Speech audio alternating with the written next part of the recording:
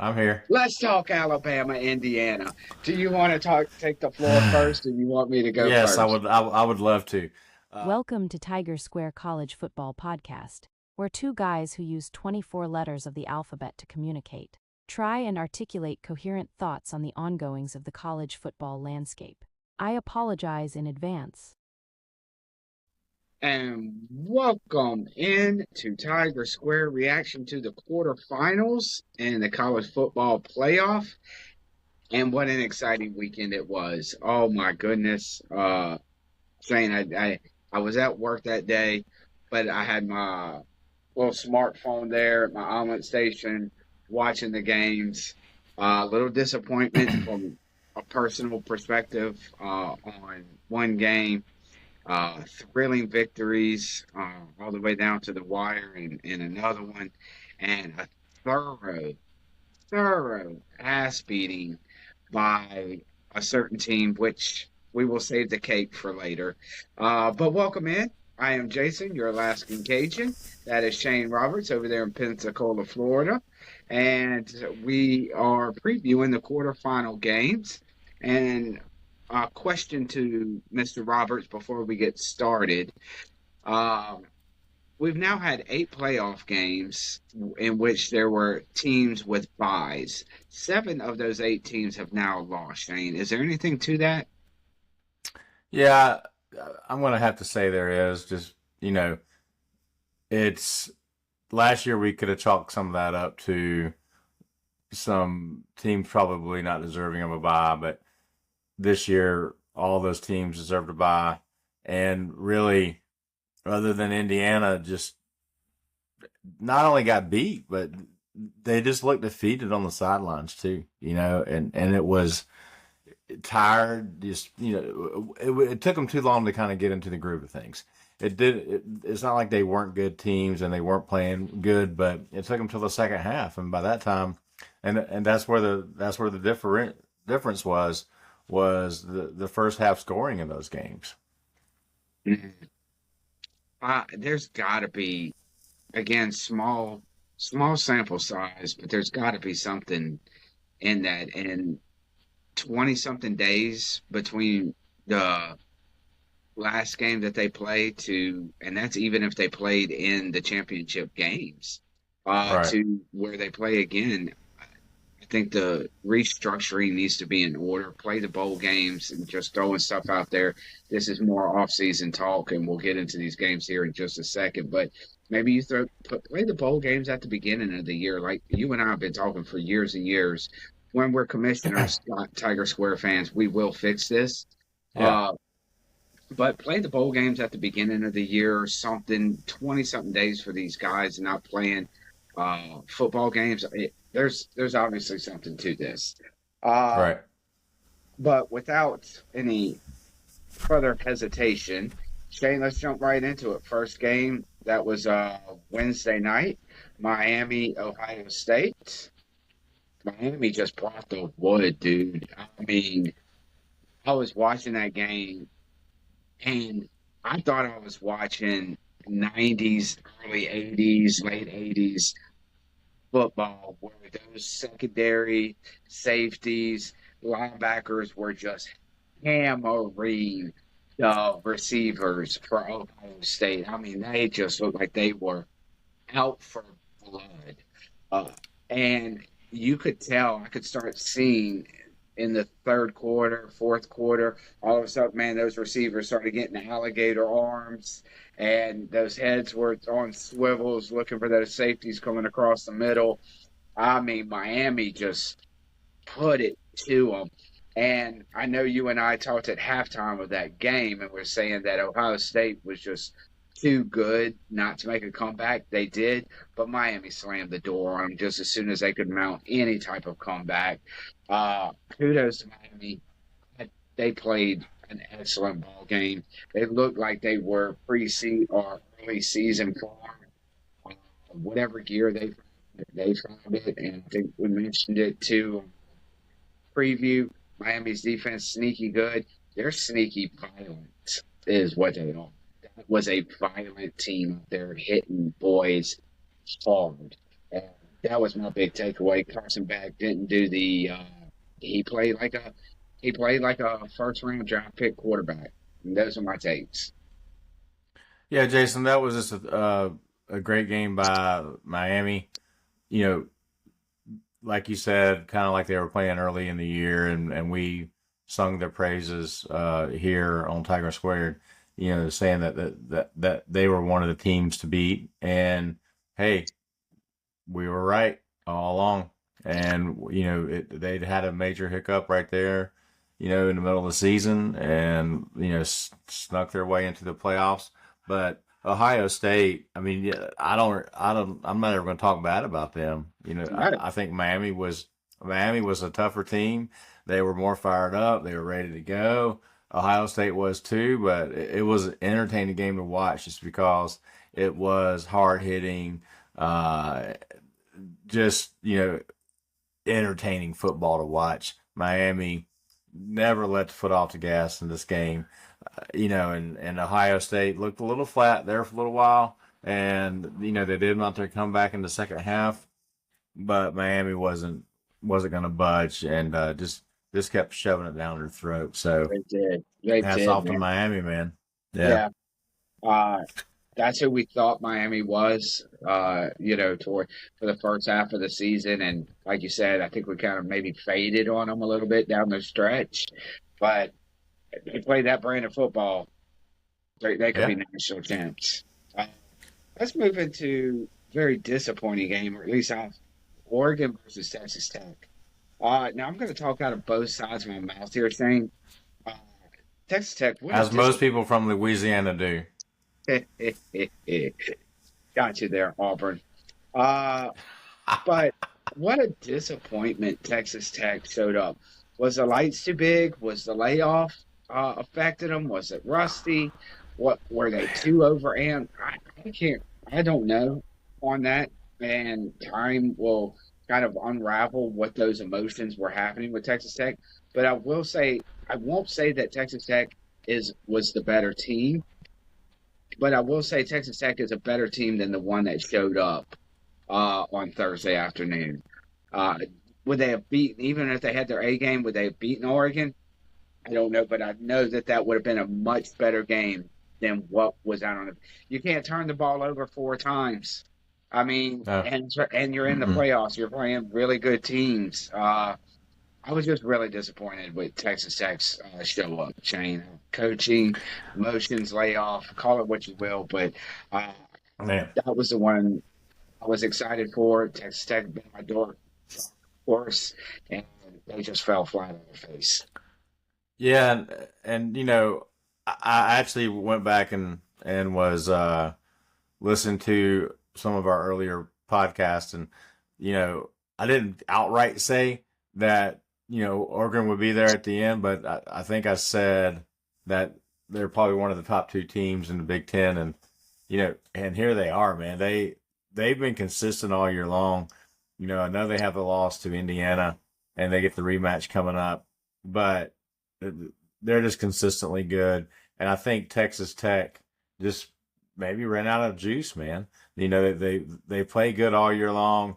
They lost the one game. Okay, everybody has the hiccup except for Indiana, and you know maybe it was the lights were too big for them. The stage was too big because they just went out there and I still think that it has to do more with the layoff than people are saying because Texas Tech when I watched them versus BYU, just domination, just total domination from one end of the field to the other, and they got dominated in this game. And they had a few good plays, but other than that, they were just beat. They were just Right. slapped around a little bit. Yeah, Yeah, it was a very disappointing game. I felt like it would have been a lot more entertaining, but that's why we play the games. That's why we watch the games, because you never know.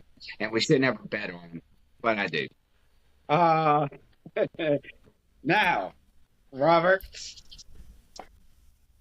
I hope to get you back here in just a second. I'm here. Let's talk Alabama, Indiana. Do you want to take the floor first, or you want me to go Yes, I first? would. I would love to. Uh, you know, the Alabama Crimson Tide, there's this thing going around where they just went to California to kick a field goal. I I saw mean, that. it's hats off to Signetti and Indiana, man. They weren't jet lagged. They weren't, in the same. They went out there and they got sacked twice on the first possession, and then that's the only thing Alabama did good. You know, Bama got beat in every aspect of the game. Their players gave up about halfway through the second quarter. The coach looked confused. He looked like he didn't know what he wanted to do. And nothing that they did was impressive except for those first two sacks.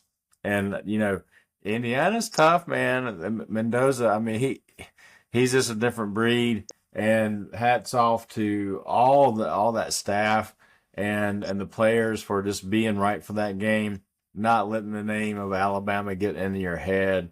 The, Indiana there's no team out there that's too big for Indiana, and you know that's the Alabama that I expected to see.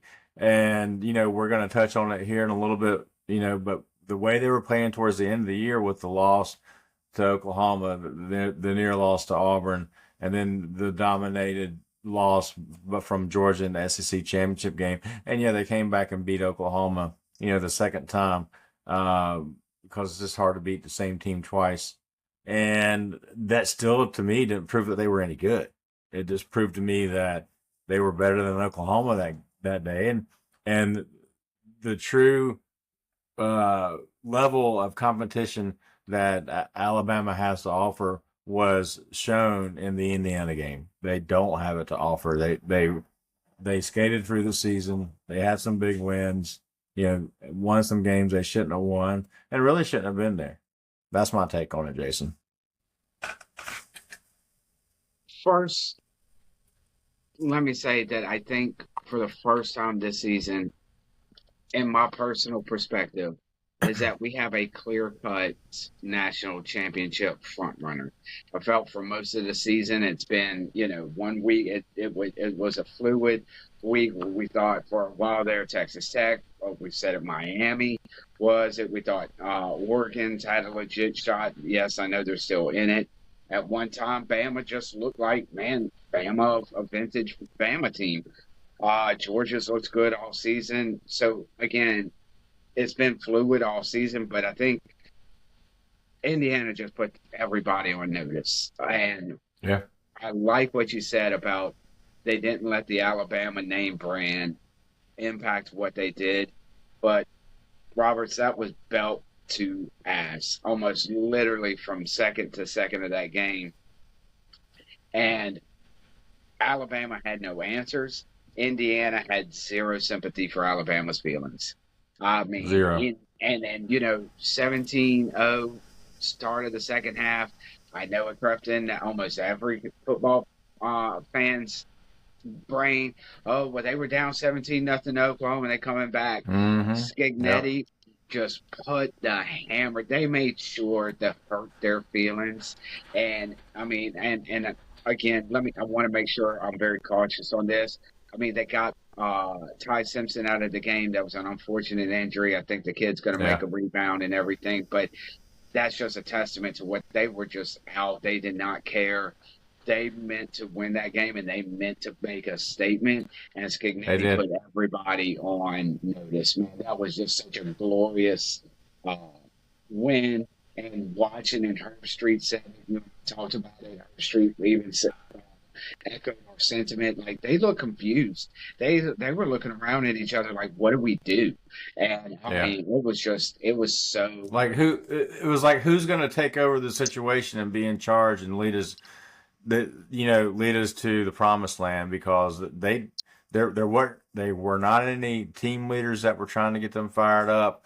It just didn't seem like it. Simpson did a little bit until he got injured, but the sideline just looked defeated, man.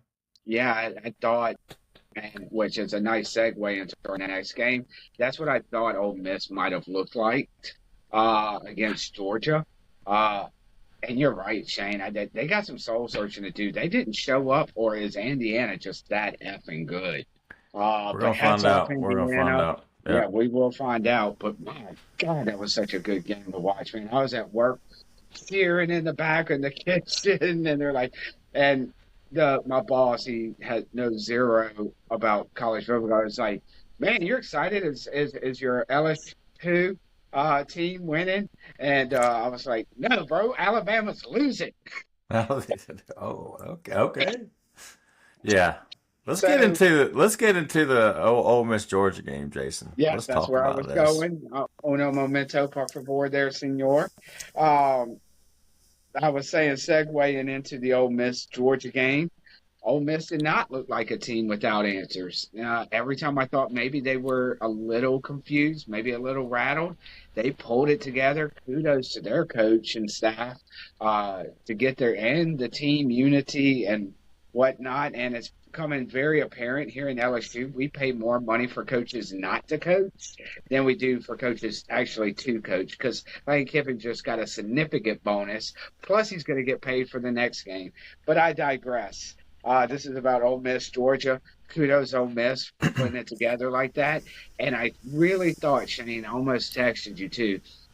If you remember at the end of that second half, Ole Miss could have kicked a field goal going into halftime, but it looked like they couldn't get their shit together on if they were going to try to spike the ball or they wanted to run the field goal. And it just was a big debacle. And I was like, yeah, that's exactly what I thought was going to happen, and then they pulled it together. Georgia played an excellent game. That was an excellent football game. Georgia was Georgia. Ole Miss was just better, and I don't know if they can duplicate that two more times, but I mean, it looks like all their energy was poured into that game.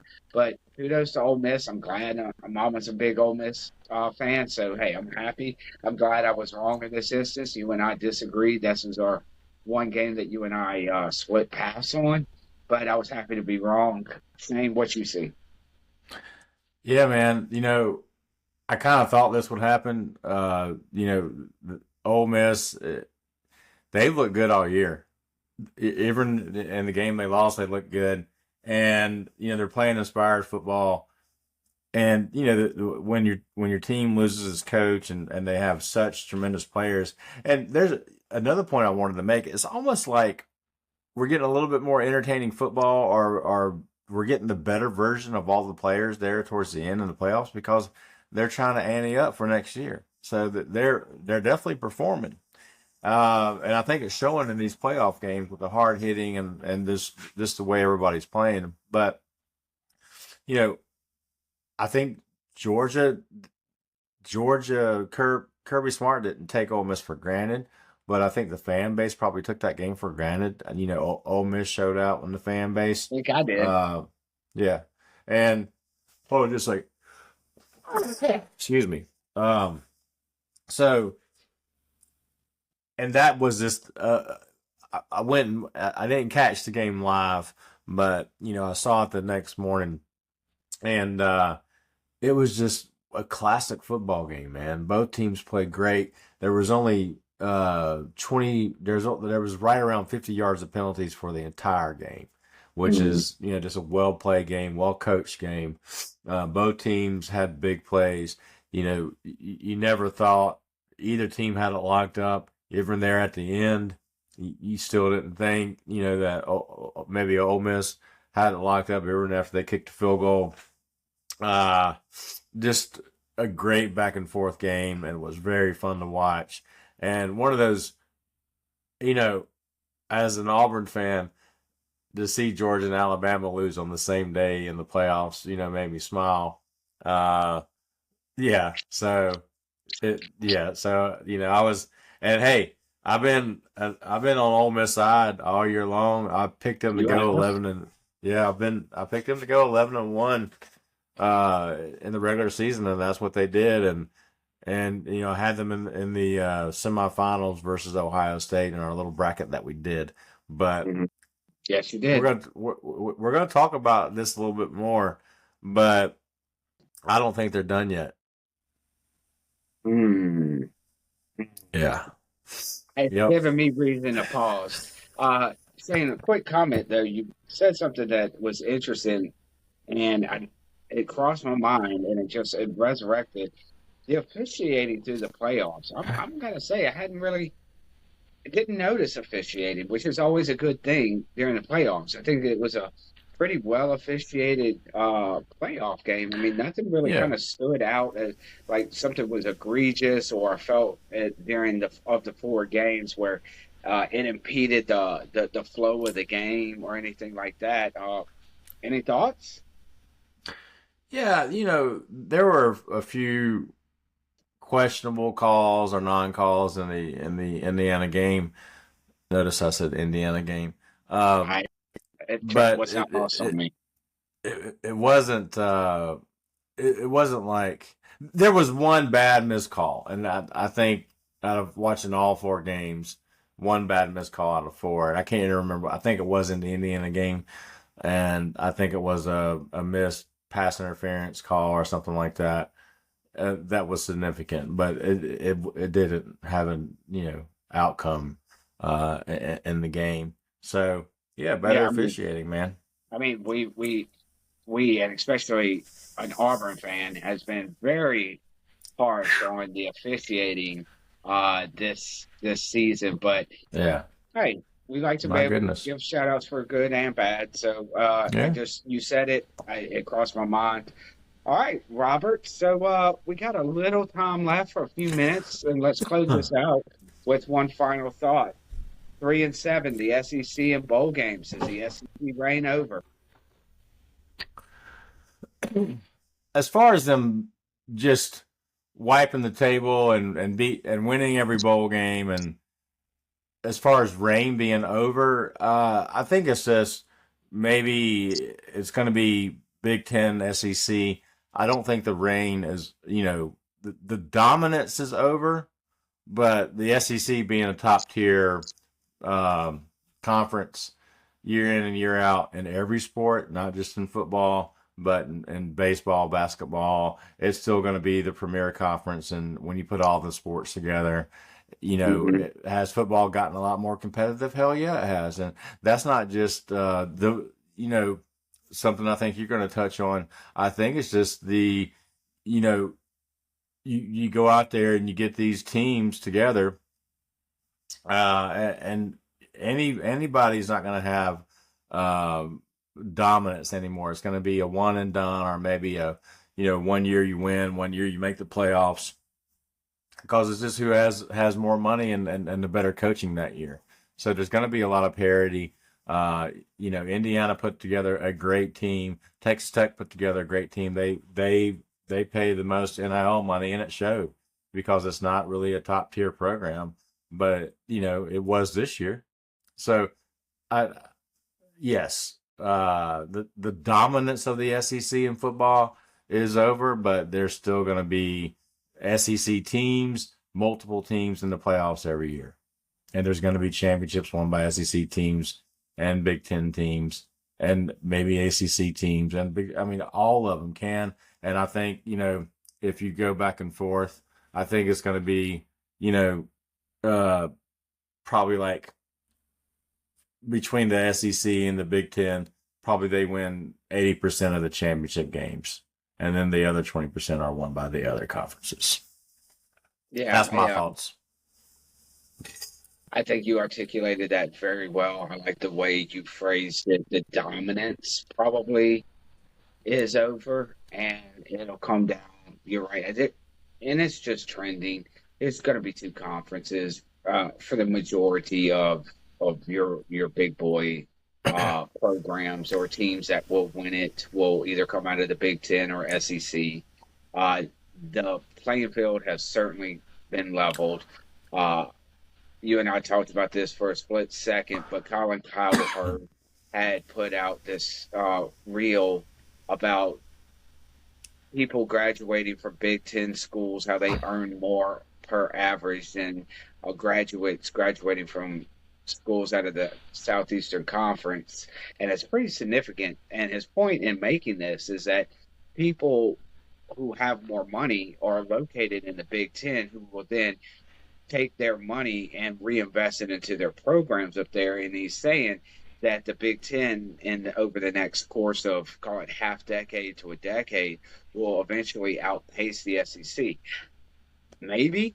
I mean, maybe it seems to be trending that way, but it really does mean more down here than it does anywhere else. And I don't think that people would not allow their schools to fail here in the South. And Well, I mean, we already don't put money in education systems and roads or police force or anything of real importance, but we start losing place football. to in football. I mean, all of a sudden, whoa, whoa, whoa, whoa. I mean, prime example, LSU this year, Brian Kelly, again, no money for school systems, no money for this. We need $56 million to make one coach go away. We need another $90 million to hire a new coach. And oh, by the way, let's pay him also to not coach for a team that he was coaching for, as long as they keep winning.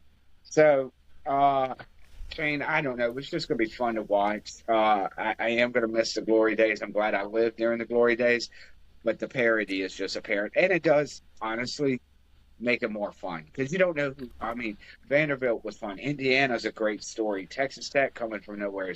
BYU, I won't say is a powerhouse, but they're perennial a good quality program.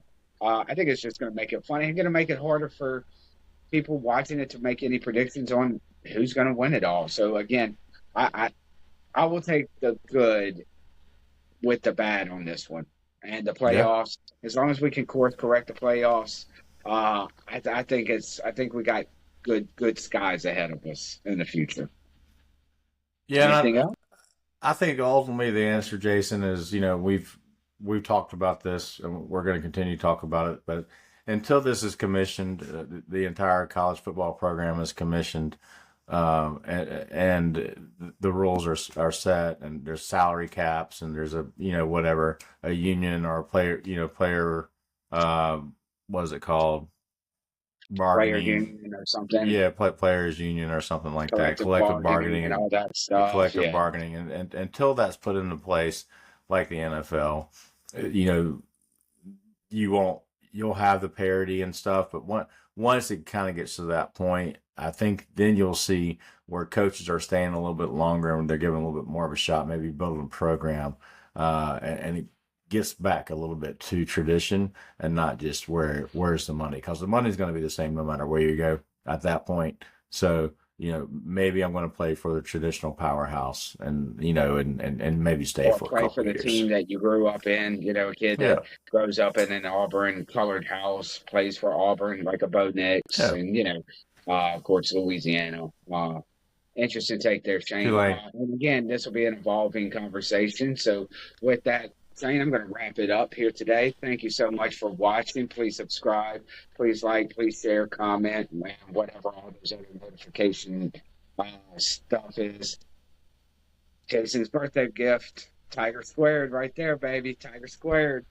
Uh, but dude, thank y'all for watching. It's going to be a fun down the stretch, and we will have a special guest appearance on our Yes, we reaction will. and preview of the semifinal games. I will not do any foreshadowing, but please stay tuned. Please watch as we will have our first. This will be a first, right? Yeah. Our first guest appearance. Yes. We're just expanding, Shane. What a way to I'll tell cap you off what, the man. year. Shoot. Yes. Yes. Anyway, it's been fun. Thank you so much for watching. And for Tiger², go Tigers. War Eagle.